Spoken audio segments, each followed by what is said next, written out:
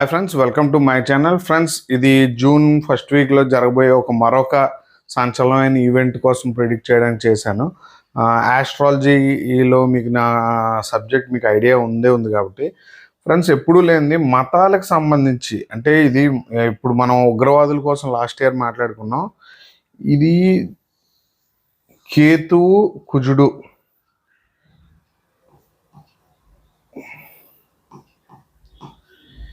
కేతు ఎప్పుడు కూడా అగ్నితత్వ రాశుల్లోకి వచ్చినప్పుడు ఏంటంటే మతాల్లోని ఏదైనా గొప్ప రెవల్యూషనరీ చేంజెస్ తీసుకొస్తాడండి.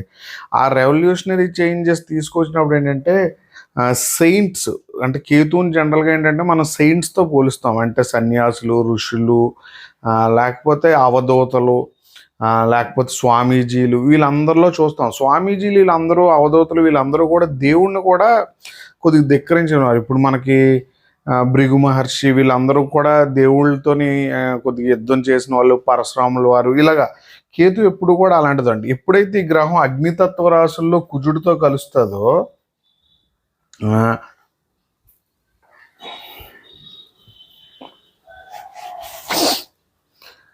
ఎప్పుడైతే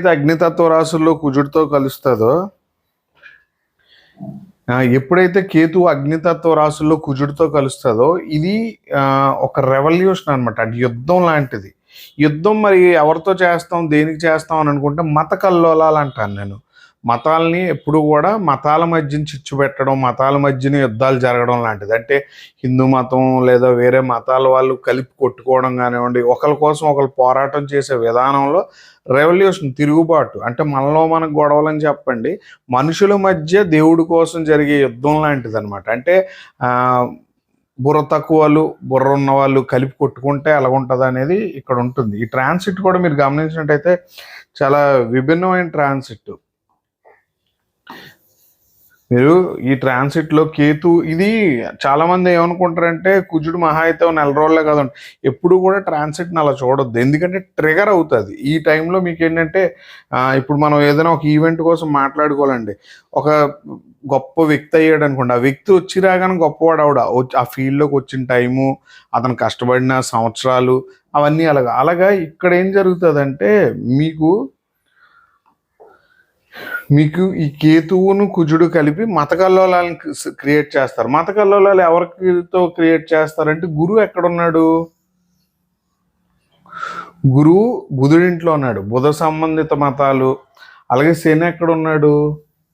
గురువింట్లో. అంటే వీళ్ళిద్దరికి సంబంధించిన స్వామీజీల మధ్యన గొడవలు జరిగితే స్వామీజీల వల్ల నష్టం అవుతుంది. అంటే స్వామీజీలో లేకపోతే గురువులో ఇలాంటి వ్యక్తులు ఎవరైతే ఉన్నారో వాళ్ళందరూ కూడా యుద్ధం జరిగే టైం. అంటే వీళ్ళందరూ ఎలిగేషన్స్లోకి వస్తారనమాట. ఇప్పుడు ఒక స్వామీజీ చేసిన మోసాలు, స్వామీజీలు చేసినటువంటి ఏదైనా ఆకృత్యాలు ఉన్నాయనుకోండి, అవన్నీ బయటకు వచ్చే టైం.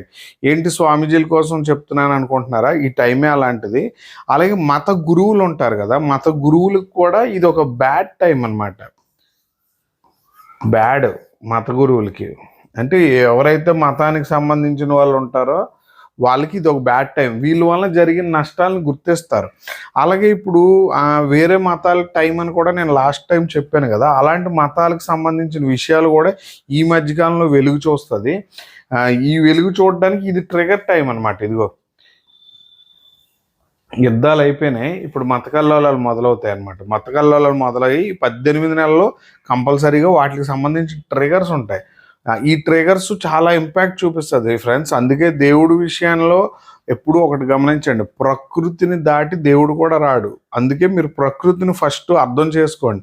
మీకు అంటే మన స్పిరిచువల్ పాయింట్ ఆఫ్ వ్యూలో, అంటే నేను చేసిన రీసెర్చ్ అని ఇంకోటి, రాముడు పుట్టినప్పుడు కూడా రాముల వారు ఆయన యజ్ఞాలు, హవనాలు ఇవన్నీ ఋషులు ప్లస్ గురువులు చేస్తూ ఉన్నప్పుడు ఆయన ప్రొటెక్ట్ చేసేవాడు.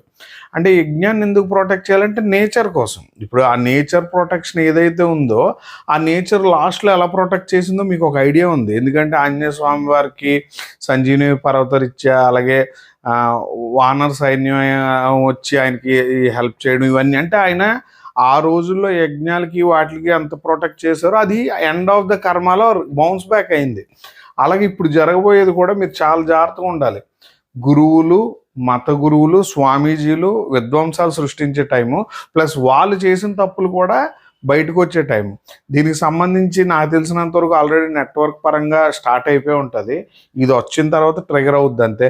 ఫ్రెండ్స్, వీలైతే ఈ వీడియోని లైక్ చేయండి, షేర్ చేయండి, సబ్స్క్రైబ్ చేయండి. Thank you.